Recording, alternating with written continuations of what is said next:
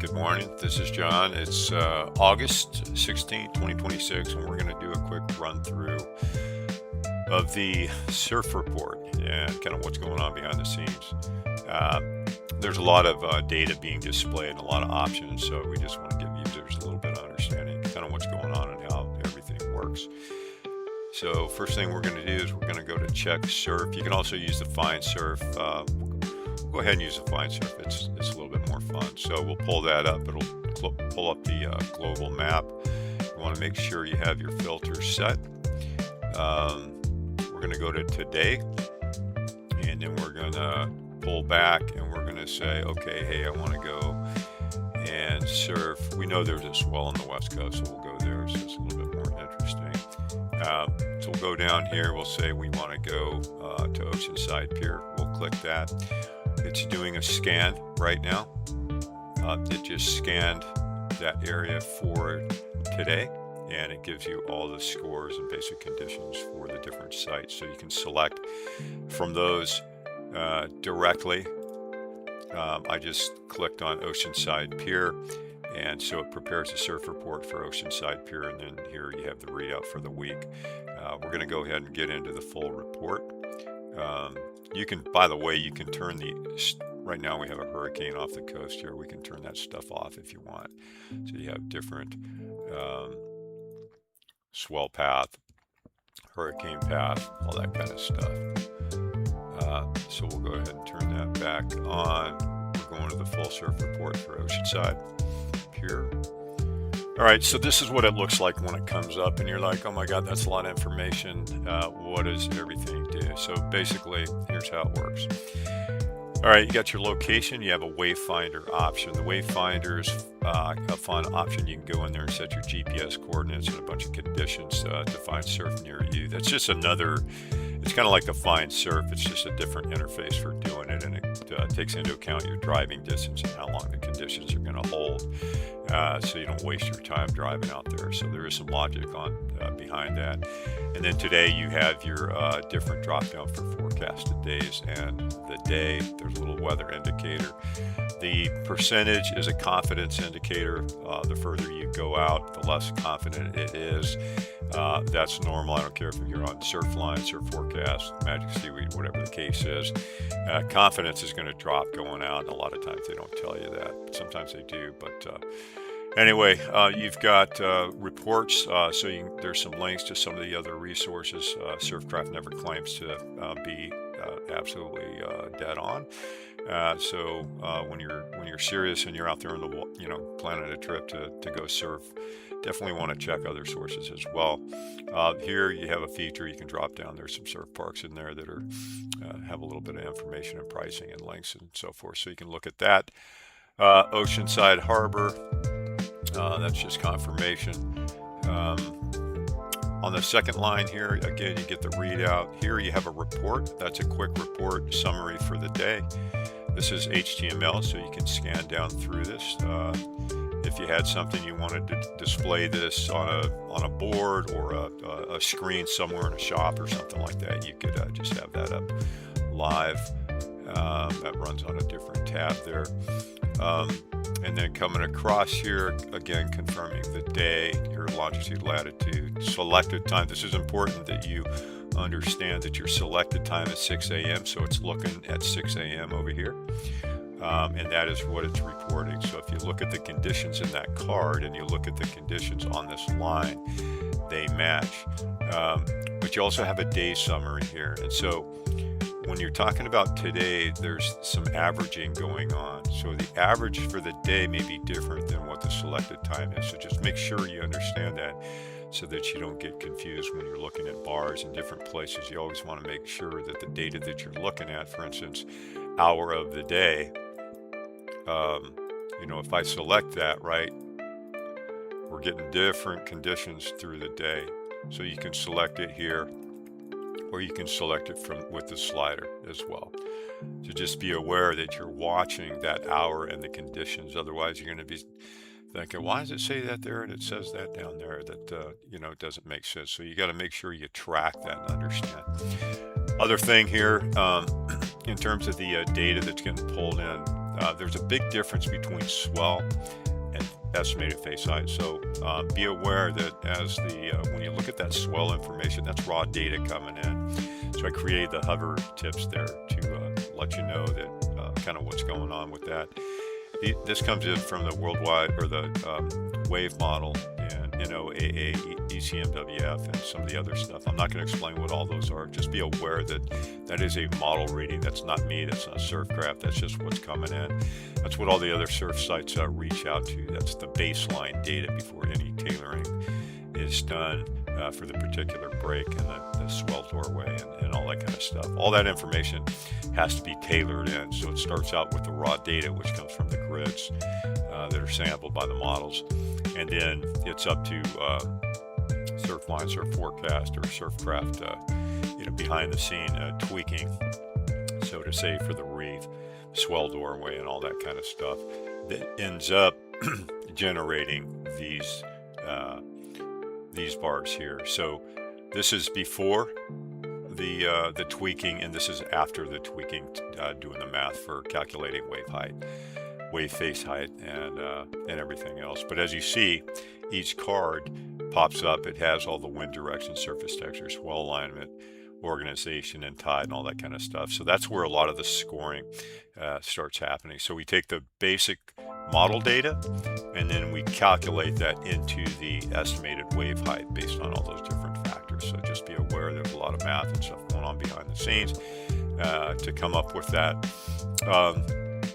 Another thing is, so let's see, best times. That's picking the window for the best time. You have your sunrise, your sunset, and then we have a colorblind option over here. If you're colorblind, you can click on that and it'll toggle back and forth between colorblind and so forth. So little handy feature there. Already showed you the report. Again, swell 3 to 4 feet. Estimated wave height 4 to 7 feet. This will boost depending on the period. So if you have a large period swell in an offshore wind, you'll get a pretty good boost on the wave face height. So be aware of that and how that is done. You can look that up if you want. Swell data visualization, that basically opens the swell page over here. We're going to get into that in a minute. All right, going down, we have, like I showed you the pictures, kind of changed with the conditions.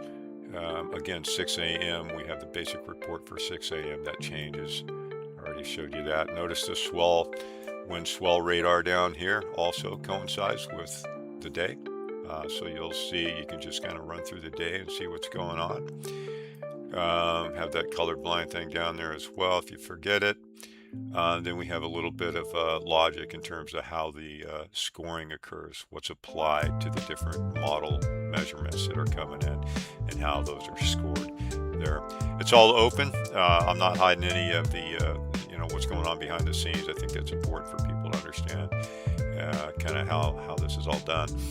We have a little bit on the energy there. We have a windy map here. This is cool because you can open that up full screen if you want. Obviously, when I did that, the map here turned on. We can go back to the surf over there, but you can get a quick view or you can open up that full screen. And then we have some surfboard recommendations here that tells you a little bit about why I recommended this board or another board. That's just kind of a fun feature. This goes back to the board generation logic or tool in SurfCraft, which is fun to play around with. So take a look at that if you want.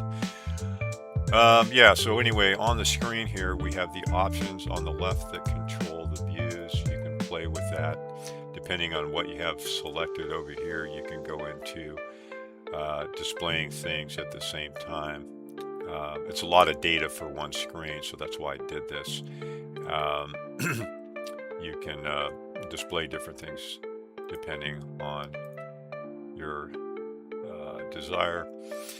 We'll go back to the main surf here. I think that's pretty much it. So we have swell controls.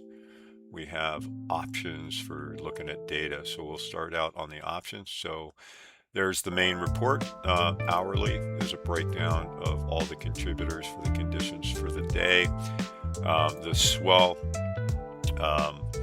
this is pretty cool. So the swell page shows you the primary, secondary swell. It gives you that live buoy reading. Notice that we're taking the model data, but we're also getting a live buoy reading. So the live buoy reading gets taken into account. And if we go back to that surf page, this, if we have a live buoy, this will say now. And basically, it's reading the buoy and it's getting the data. So they obviously pretty much agree. And the way you can tell is this is a pretty smooth transition from the bars. But occasionally what you'll see is a spike. You'll see say midday, we'll have the now marker on midday, and that particular bar might spike way up and it'll say buoy now. That's because the model was reading a maybe a smaller swell during the early part of the day, but then when it got the buoy reading, it actually spiked because the buoy didn't align with the model data for the day, and the buoy was reading higher or lower, whatever the case is. So just remember, there's a buoy, it's live, and you might see a jump or a decrease in wave height based on that buoy reading. Anyway, back to the swell page. So you have your windy map. The reason I did that is because you can compare simultaneously what's going on here and what's going on here. I think if you click this, you'll get a swell indicator for the primary and secondary swell. So they pretty much align. You see your secondary there in the opaque blue, and then you have the primary here in the orange, and you can read your information there.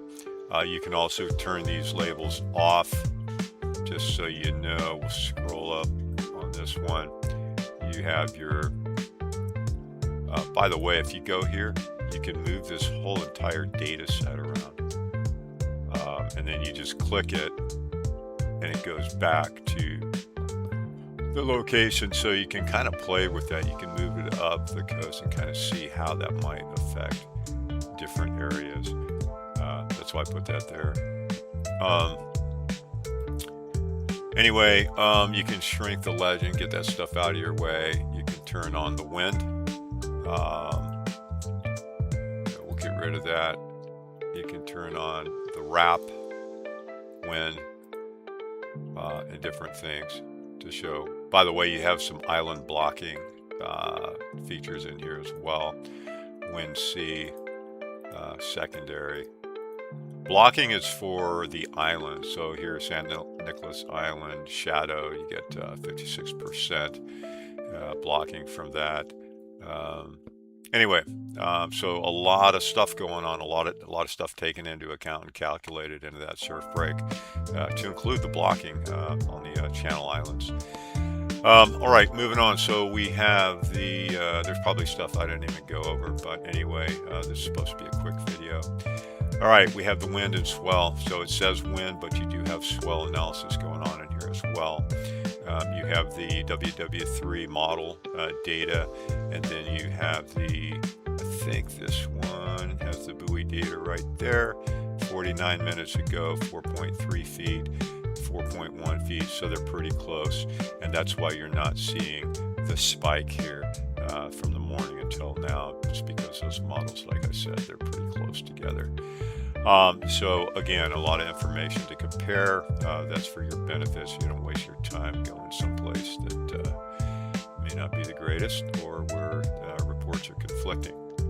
So that's that. You have hourly information there to go through. We're going to go to the week. This is the next data screen. So this is a real nice snapshot to say, okay, what's going on? This is the whole entire week, and it shows your mixed conditions in color. So green, obviously it's good in the morning. You got a little shift to fair, and then the winds kick up, and then it quiets off. And that's pretty typical of the West Coast for the day. So you'll see that that pattern.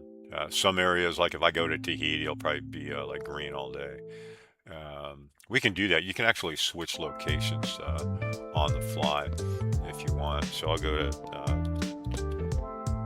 Chopu, check that one out. And you notice, like I said, green pretty much through the day. So a lot of times if you're in a geographical location, you'll get these prevailing conditions, and I just showed you that. that. So that's kind of what the app's picking up. So it just did the same thing for Chopu. Pretty cool. You can just jump around back and forth and stay on the same screen, and you can just come back and forth, based on just a location change, but you don't have to necessarily swell it or change the screen. There's the same information for Chopu, and then back to the week. That's where we left off. We'll just continue with Chopu here. So we got a weather button there. Got a little bit of rain out there. Again, check your sources. This is just a quick feature to get some understanding of the weather.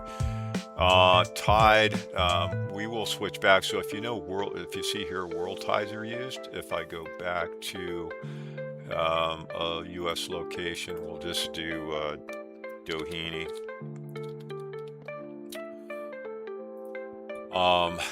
You notice that changed to NOAA tides. Okay, so just be aware, international, we're using NOAA tides. And then of course we got the weather again. So again, it's nice to be able to jump around and get different data just by switching your location or anything else in here. So there's a lot of flexibility. Let's see, we left off on tides. Then we just have the map. So we have the windy map. We have the embedded windy, which is the small orange button right there, but we also have direct SurfCraft buttons for the same stuff, for the different options for viewability for winds, temperatures, swell, and all that kind of stuff. You can also click on the little drop down right here and you get your little indicator there. And I think if we double click a location, there's a way to bring up a bar, right down here. So you get another data set there for weather and swell and all that kind of stuff. So you have all kinds of overlapping ways to look at things. So that's why I put that in there. We have map 2. We're going to go to split screen. We're going to go to surf. We're going to go to this second map here. Again, different display settings. So you just play around and see whatever combination you want there. Map 2.